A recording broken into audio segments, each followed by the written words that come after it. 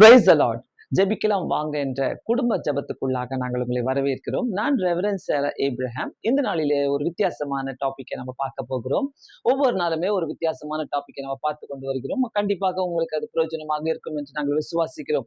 இந்த நாளிலே நமக்கு தெரியாத தரித்திரங்கள் வீட்டுல இருக்கும். ஆனா தரித்திரத்தை பத்தி நம்ம சொல்லுவோம், தரித்திரமே திட்டுவோம்.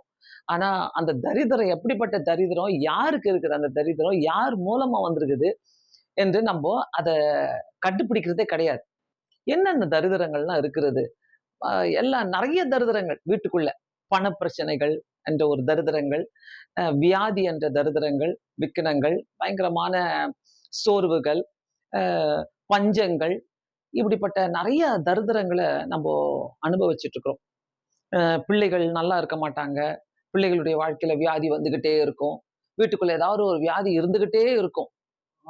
அது அதுக்காக ஹாஸ்பிட்டலுக்கு ஓடிக்கிட்டே இருப்பாங்க.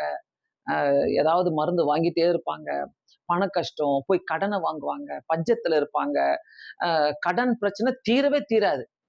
இது 1,00,000 தான் வாங்குவாங்க. அது போயிட்டு எங்கேயோ போய் முடியும் அந்த அந்த கடன் பிரச்சனை. அப்படியெல்லாம் நிறைய தரித்திரங்கள் பாத்தீங்கன்னா இருக்குது. ஆனா அத எப்படி பாக்குறாங்கன்னு தெரியல. எல்லாருமே ஒரு வார்த்தை சொல்லிடுவாங்க, ஆண்டவராகிய இயேசு கிறிஸ்து தான் தரித்திரத்தையும் சாபத்தையும் சிலுவையில நமக்காக சுமந்து தீர்த்து விட்டாரே, ஏன் தரித்திரம் இருக்குது என்று கேட்பாங்க. ஆனா நம்மளுடைய பாவங்கள் தான் நம்முடைய தரித்திரத்துக்குள்ளாக வழி நடத்திருக்குன்னு நமக்கு நிறைய பேருக்கு தெரியல. இன்னொரு 2வது காரியம் என்னன்னாக்கா, வீட்டுக்குள்ளே இப்படி ஒரு சாபமும் தரித்திரமும் இருக்கிறதுன்றத நிறைய பேர் ஐடென்டிஃபை பண்ணுறதே கிடையாது. 30 வயசு ஆயிடுச்சு, 35 வயசு ஆயிடுச்சு, 40 வயசு ஆயிடுச்சு, இன்னும் திருமணம் ஆகலையே, இன்னும் ஏன் குழந்தை பிறக்காம இருக்குது, ஏன் இப்படிப்பட்ட கஷ்டங்கள், ஏன் இப்படிப்பட்ட காரியங்கள்னாக்கா, அப்படியே ஆண்டவர் தருவார், ஆண்டவர் தருவார், ஆண்டவர் தருவார், இந்த வார்த்தை தான் வருமே ஒழிய அதற்குரிய காரணங்கள் என்ன? ஒரு வியாதின்னு எடுத்துக்கிட்டாலே அந்த வியாதிக்குரிய காரணங்கள், அந்த வியாதி எங்க இருந்து வந்திருக்குது, எங்க ஸ்டார்ட் ஆயிருக்குது, என்ன நோக்கத்தோடு அது நம்ம பாடியில இருக்கிறது, எப்படிப்பட்ட நோக்கத்தோடு வந்திருக்குதெல்லாம் நம்ம கண்டுபிடிக்கிறோம். ஆனா இதுக்கு வேண்டிய கண்டுபிடிப்பை நம்ம கண்டுபிடிக்கிறதே இல்லை. கர்த்தர் செய்வாரு, கர்த்தர் செய்வாரு, கர்த்தர் செய்வாரு. கர்த்தர் செய்வாரானாக்கா நமக்கு அதுக்குரிய ஜபங்கள் இருக்கணும். அதுக்குரிய ஆண்டவர் என்னென்னலாம் சொல்றாரோ அதெல்லாம் நம்ம செய்யணும். சோ இப்படிப்பட்ட காரியங்கள் நம்முடைய வாழ்க்கையில இருக்குமானால் கண்டிப்பாக இந்த தரித்திரங்கள் வெளியில போறதுக்கு வழி இருக்குது. ஆண்டவராகிய இயேசு கிறிஸ்து கிட்ட ஒரு அம்மா வராங்க.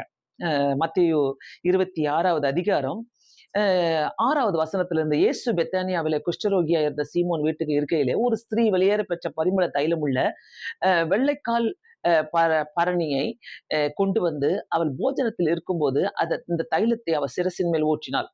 இது எல்லாருக்குமே தெரிஞ்ச கதை. ஆனா ஆனா அந்த அந்த அந்த காஸ்ட்லியான அந்த தைலத்தை கொண்டு வந்து அவருடைய சிரசின் மேல் ஊற்றும் போது அங்க இருக்கிற சீஷர்கள் என்ன சொல்றாங்கன்னாக்கா, அவருடைய சீஷர்கள் அதை கண்டு விசனம் அடைந்து, இந்த வீண் செலவு என்னத்திற்கு, பாருங்க, அவங்களுக்கு புரியாம பேசுறாங்க. இதுல பெரிய ஒரு ரகசியமே இருக்குது. அவங்க நினைச்சாங்க இந்த பெண்ணு வந்து ஏதோ தரித்திரத்துல இருக்குது, அதனால இதை கொண்டு வந்து ஆண்டவருடைய தலைமையில ஊத்துது, காலில் ஊற்றுகிறாள் என்று நினைச்சாங்க. ஆனா இந்த வீண் செலவு எதுக்குன்னு கேக்குறாங்க. அந்த வீண் செலவு எதற்கு என்று கேட்டுட்டு, இந்த தைலத்தை உயர்ந்த விலைக்கு விற்று தரித்திரத்திற்கு கொடுக்கலாமேன்னு சொல்றாங்க. அவங்க நினைச்சுக்கிட்டாங்க, நம்ம பணத்தை தூக்கி கஷ்டமா இருக்கிறவங்களுக்கும், ஏழைகளுக்கும், தரித்திரருக்கும் நம்ம கொடுத்துட்டா நம்மளுடைய நம்மளுடைய தரித்திரம் போயிடும் நினைக்கிறாங்க. ஆனா charity is not a solution to poverty. நல்லா புரிஞ்சுக்கங்க. அதாவது தர்மம் ஒரு தரித்திரத்தை நீக்கிவிட முடியாது. தர்மம் செஞ்சுட்டா தரித்திரம் போயிடும் நினைக்கிறாங்க நிறைய பேர். அதனால நிறைய பேர் பாக்குறோம்ல, இல்லாத பொல்லாத பாவம் செஞ்சுட்டு லஞ்சம் வாங்குவாங்க, வட்டிக்கு விடுவாங்க, வட்டியா சம்பாதிப்பாங்க, நிறைய காரியங்களை செய்வாங்க. ஆனா அந்த வட்டி காசு நிறைய இருக்குதுன்னு சொல்லிட்டு ஊரெல்லாம் போய் எல்லாரும் தெரியுற மாதிரி சோறு போடுவாங்க. எல்லாருக்கும் ஏதாவது குடிக்க கொடுப்பாங்க, ஏதாவது ட்ரெஸ் வாங்கி கொடுப்பாங்க, ஏழைகளுக்கு துணி வாங்கி கொடுப்பாங்க. கொடுக்கறது நல்லதுதான். ஆனா அந்த எக்ஸ்ட்ரா வருது, அந்த காசுல ஆண்டவர் செய்ய சொல்லல.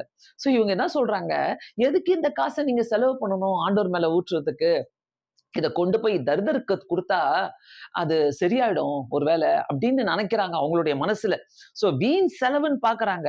2வது அவங்க பார்த்தது, இத தரித்திரத்திற்கு குடுக்கலாமே, தரித்திரருக்கு குடுத்துட்டா இது சரியாயிடும்னு நெனைக்கிறாங்க.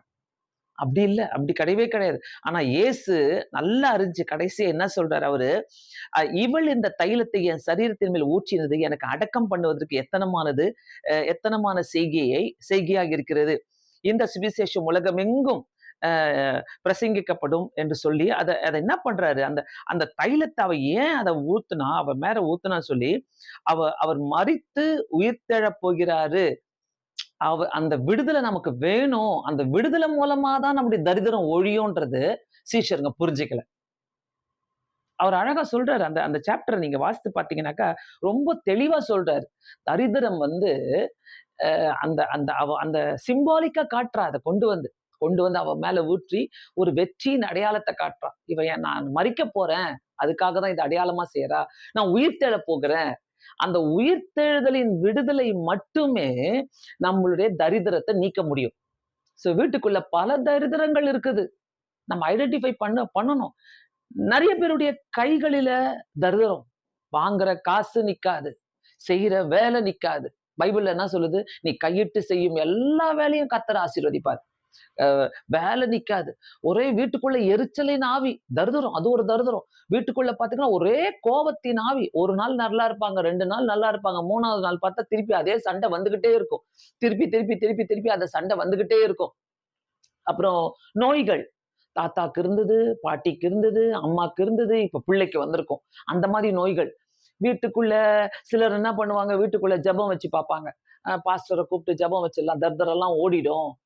உங்களுக்குள்ள இருக்கிற பாவத்தையும், சாபத்தையும் விரட்டினா தான் வீட்ல இருக்க தரித்திரம் ஓடும். பாஸ்டர வந்து கூப்பிட்டு கொண்டு வந்து வீட்ல ஜெபம் பண்ணிட்டா, பைபிள வாசிச்சா, தரித்திரம் ஓடிடும்னு நெனைக்காதீங்க. அப்படி கிடையாது. கண்டிப்பா கிடையாது. ஒருத்தரும் வீட்ல மனம் திரும்பி, அவங்க தங்களுடைய பாவத்த அறிக்கையிட்டு, "ஐயோ! எனக்குள்ள இந்த தரித்திரம் இருக்குதா? இந்த தரித்திரத்த போக்கணும். இந்த தரித்திரம் எனக்கு வேணாம்." அப்படின்னு நம்ம ஜெபம் பண்ணா தான் அந்த தரித்திரம் ஓடும். நெறைய பேருக்கு இது தெரியறதில்ல. அந்த தரித்திரத்திலேயே நெறைய பேர் சொல்லி வாழ்ந்துட்டே இருக்கிறாங்க. அதையே சொல்றாங்க. நாங்க என்ன நாங்க ஜெபம் பண்றோம். நாங்க ஆலயத்துக்கு போறோம். நாங்க பைபிள வாசிக்கிறோம். எல்லாமே செய்றோம். ஏன் ஐடென்டிஃபை பண்ணல? எதுக்கு நம்ம தெரிந்து கொள்ளல? எதுக்கு அது என்னான்னு சொல்லி ஆண்டவர்ட்ட முக்கியமா கேட்டு, ஆண்டவரே இந்த பாவத்தினாலே இந்த தரித்திரம் எங்க வீட்ல உட்கார்ந்திருக்குது. எங்க முன்னோர்களுடைய பாவங்களா இருக்கலாம், எங்களுடைய பாவங்களா இருக்கலாம், யாருடைய பாவங்களா இருந்தாலும் சரி, அந்த தரித்திரம் ஒழியணும் ஆண்டவரே. சிலருக்கு வேலைக்கு போவாங்க, வேலை கிடைக்காது. அந்த வேலையில அவங்களால நிலைச்சு நிக்க முடியாது. அங்க சரியா சம்பளம் வாங்க முடியாது. திருமணம் சரியா நிக்காது. சிலரு இந்த திருமணம் எனக்கு லக்கு இல்ல. நான் வேற திருமணம் பண்ணிக்கிறேன்னு பண்ணுவாங்க. அந்த திருமணமும் உடைஞ்சு போகும். 3வது திருமணம் பண்ணுவாங்க. அந்த திருமணமும் உடைஞ்சு போகும். எதுக்காக இந்த இந்த தரித்திரங்கள்?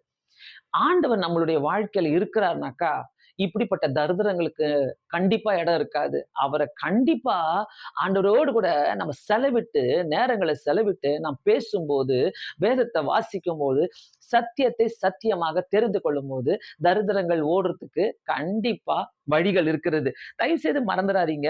அதாவது அ தரித்திரம் எங்கெங்கெல்லாம் நம்மளுடைய வாழ்க்கையில இருக்கிறது என்பதை நம்ம கண்டுபிடிக்கணும். பண விஷயங்களிலே, வியாதிகளிலே, வீட்டினுடைய சூழ்நிலையில, கல்யாணம் கட்டி கொஞ்ச நாள் தான் ஆகும், பிரிஞ்சிருவாங்க. இது ஒரு தரித்திரம். நெறைய தரித்திரங்கள், எக்கச்சக்கமான இப்படி அநேக தரித்திரங்கள் இருக்கிறதுனால, ஆண்டவரே நாங்க என்ன எங்களுக்கு வேண்டும்? நம்போ நெறைய நேரங்களில எல்லாத்தையும் நெறைய வாங்கி போட்டுப்போம் வீட்ல. அப்படியே நெறைய வாங்கி வச்சுக்கணும் அப்படின்னு சொல்லிட்டு எல்லாத்தையும் வாங்கி வச்சுக்கணும். அப்படி இல்ல. ஆண்டவர் நமக்கு அப்படி சொல்லல. அன்றன்றுள்ள ஆகாரத்தை இன்று தாரும். ஆண்டவர்ட்ட நம்ம கேட்க வேண்டியது என்னன்னாக்கா, ஆண்டவரே நான் வட்டிக்கு வாங்கி எல்லாத்தையும் வாங்கி இப்பவே நான் போட்டுக்கிறேன். நான் இப்பவே சேர்த்து வச்சுக்கிறேன். நான் இப்பவே எல்லாத்தையும் வாங்கி கடன் வாங்கி போட்டுக்கிறேன். நோ. அது கேட்கல ஆண்டவர். அது கேட்கல. ஆண்டவர் சொல்றாரு, "அன்றன்றுள்ள ஆகாரத்தை இன்று எங்களுக்கு தாரும். அன்றன்றுள்ள ஞானத்தை இன்று எங்களுக்கு தாரும். அன்றன்றுள்ள பணத் தேவைகளை இன்று எங்களுக்கு தாரும். அன்றன்றுள்ள பெலனை எங்களுக்கு தாரும்." இதுதான் நம்மளுடைய ஜெபமா இருக்கணும். ஒவ்வொரு நாளுமே இப்படிப்பட்ட ஜெபங்கள நம்ம செய்யணும். சோ, வீட்டுக்குள்ள இருக்கிற தரித்திரத்தின் ஆவிகள ஐடென்டிஃபை பண்ணி ஜெபிக்கிறது, குடும்பமாக உட்கார்ந்து ஜெபிக்கணும். குடும்ப ஜெபம் எங்கெங்கெல்லாம் இருக்குதோ, அந்த வீடுகளுக்குள்ள கண்டிப்பா இப்படிப்பட்ட தரித்திரத்தின் ஆவிகள் வெளிய ஓடும். நமக்கே தெரியாது.